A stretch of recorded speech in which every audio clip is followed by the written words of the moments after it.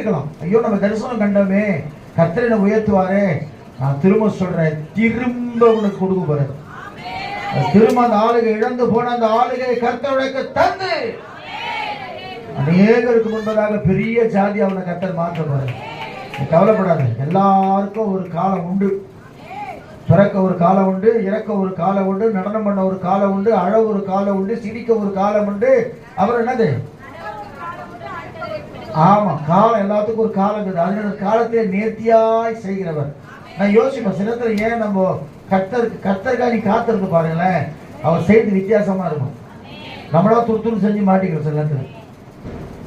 அப்பதான் பிளெஸிங் எல்லாம் போயிடுச்சு. அப்ப ஆண்டவர் சொல்றாரு, யோசேப்போடு கூட இருந்த கர்த்தர் உன்னோடு கூட இருந்து உன்னை விருத்தடை செய்வது மாத்திரம் இல்ல, உன்னை ஆளுகை இருந்தா பாரு. ராஜா சொல்றான், இனிமேல் யோசேப்புக்கு யார் விரோதமா